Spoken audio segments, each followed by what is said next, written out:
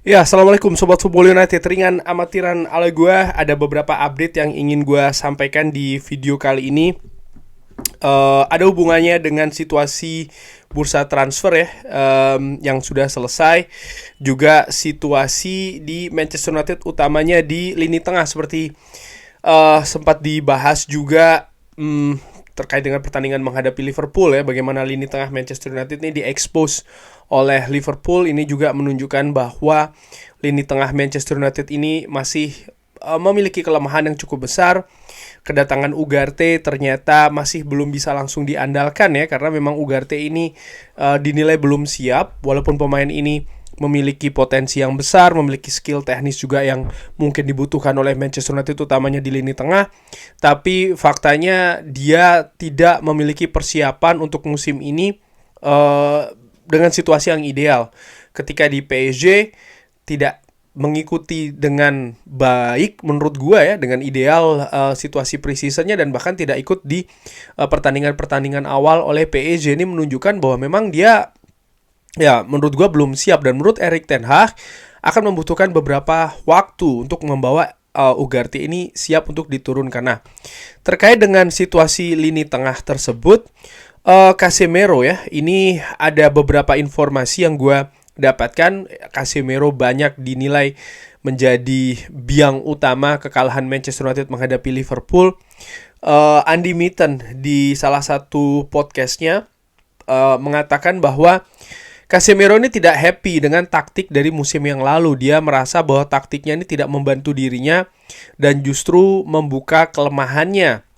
Oleh karena itulah mungkin kenapa, kalau gue kaitkan juga dengan artikel The Athletic lainnya, kenapa ada perubahan dari sistem 4-1-4-1 ke 4-2-3-1 ataupun 4-2-4, karena mungkin untuk membantu juga Casemiro terutama di lini tengah supaya dia tidak sendirian ya kan. Tapi ternyata ketika menghadapi Liverpool itu juga masih berantakan, khususnya untuk Casemiro. Dan terkait dengan Casemiro, dari informasi yang gue dapatkan ya, bahwa dari Rob Dawson ESPN, ini salah satu sumber yang bagus juga, mengatakan bahwa Galatasaray ini mempertimbangkan situasi untuk Casemiro, untuk ya mengambil Casemiro ya. Manchester United ini akan mempertimbangkan kalau tawarannya tepat.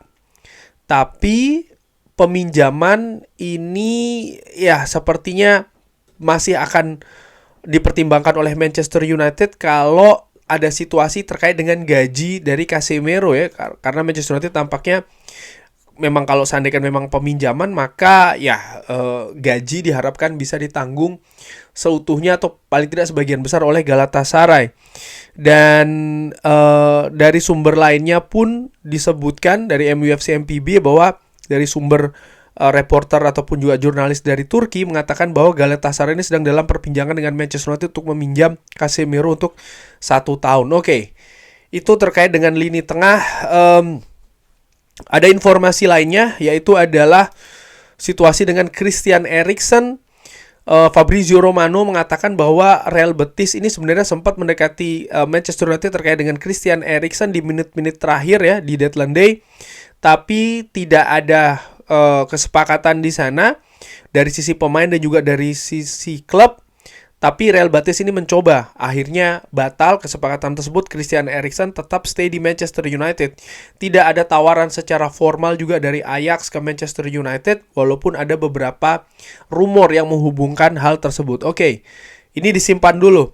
Lalu ada kabar lainnya juga, ini terkait dengan situasi Sofyan Amrabat ya.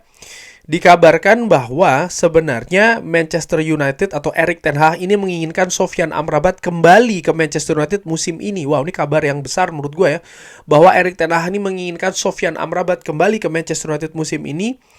Tapi ya ada situasi diskusi secara internal yang akhirnya keputusannya tidak jadi. Jadi ini juga sekaligus mengklarifikasi bahwa di bursa transfer musim panas kali ini tidak semua kejadian itu sesuai dengan apa yang Erik ten Hag inginkan. Jadi memang ada ada diskusi, ada juga keputusan bersama ya di semua kegiatan bursa transfer musim panas ini terkait dengan pemain yang didatangkan dan juga dilepas. Jadi power dari manajemen baru ini juga sangat besar, dan ini contoh jelasnya bahwa Erik ten Hag menginginkan Sofyan Amrabat, tapi manajemen ternyata memiliki pandangan yang berbeda, memiliki filosofi, memiliki juga strategi di bursa transfer yang berbeda ya, sehingga akhirnya itu tidak terjadi. Nah, ya dari 3 kabar tersebut, maka satu, Ugarte masih belum bisa dimainkan ya, dan Sofyan Amrabat mungkin diinginkan oleh Erik ten Hag. Salah satu alasannya juga karena ya dia sudah siap bermain, dia sudah beradaptasi dengan Liga Inggris dan juga dengan Manchester United, dengan rekan-rekannya, tapi ada kebijakan yang berbeda sehingga itu tidak terjadi. Terkait dengan Casemiro, langsung saja, apakah ini keputusan yang tepat untuk melepas Casemiro ya? Situasi dengan Christian Eriksen, dengan Scott McTominay yang juga sudah cabut. Begini, ada Toby Collier, yes, tapi Toby Collier menurut gue masih terlalu hijau. Sebenarnya yang gue harapkan ada situasi di mana Ugarte dan Casemiro tuh berada di Manchester United secara bersamaan. Ini sama seperti harapan gue ya, mungkin Sobat Football United ingat, sama juga dengan di penjaga gawang. Pada saat itu, gue lebih memilih untuk De Gea ada di Manchester United, Onana juga iya. Jadi ada transfer transisi mungkin yang lebih mulus, yang lebih halus di situ. Sama juga dengan lini tengah. Casemiro ini oke, memang dia ada penurunan, ada juga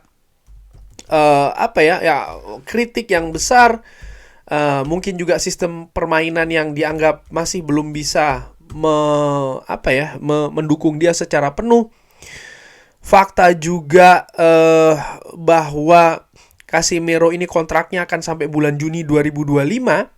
Artinya musim depan dia akan lepas secara gratisan kalau memang dia masih akan berada di Manchester United, dan juga sampai dengan saat ini. Kontraknya akan selesai di tahun 2026. Jadi ya musim panas tahun depan dia masih bisa diuangkan dalam tanda kutip untuk bisa dilepas oleh Manchester United, terutama dengan situasi adanya Ugarte. Yang gue khawatirkan langsung saja adalah situasi kedalaman skuad dari Manchester United, utamanya di lini tengah, di gelandang bertahan. Ini tidak bagus. Erik ten Hag di salah satu wawancaranya juga mengakui kenapa Manchester United mengejar Ugarte, karena memang hanya memiliki satu gelandang bertahan. Dan kalau gelandang bertahan ini yang satu-satunya sebelum Ugarte datang, yaitu adalah Casemiro, ini lepas, ini bukan situasi yang bagus sih menurut gue. Sekali lagi, Toby Collier, gue lihat ini sebagai pemain potensial ya, tapi gue menilai dia masih belum siap. Dia masih butuh proses, dia masih butuh diintegrasikan. Adanya situasi dengan Ugarte, Toby Collier, dan juga Casemiro, menurut gue dalam tanda kutip, ini situasi yang sehat dalam tanda kutip ya. Karena ada backup, ada persaingan, ada kompetisi di sana.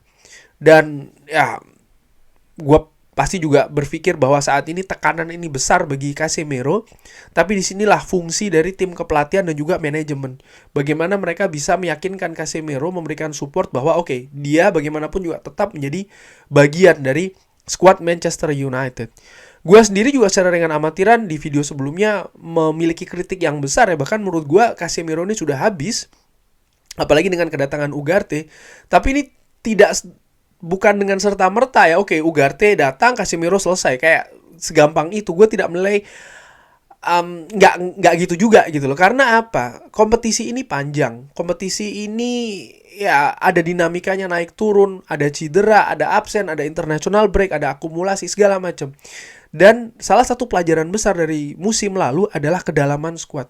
Dan menurut gue lini tengah Manchester United dengan situasi saat ini sebenarnya kedalaman skuadnya itu tidak bagus dari sisi kuantitas maupun juga apalagi dari sisi kualitas. Sehingga gue harapkan sih ya paling tidak untuk musim ini Casemiro jangan lepas dulu sih. Menurut gue seperti itu ya. Dan untuk menutup video ini dengan situasi Christian Eriksen misalnya yang pasti juga ada di Manchester United, maka posisi gelandang lainnya dengan Kobbie Mainoo ini jelas menurut gue Christian Eriksen bisa dijadikan backup untuk posisi tersebut sebagai rotasi juga dan mungkin pemberi kompetisi sekaligus juga mungkin menjadi pembimbing ya yang bagus bagi seorang Kobbie Mainoo. Kurang lebih seperti itu. Bagaimana menurut Sobat Football United? Seperti biasa silahkan drop di kolom komen. Terima kasih sudah menyaksikan. Jangan lupa like, sholat, dan juga subscribe. Wassalamualaikum warahmatullahi wabarakatuh. Thank you.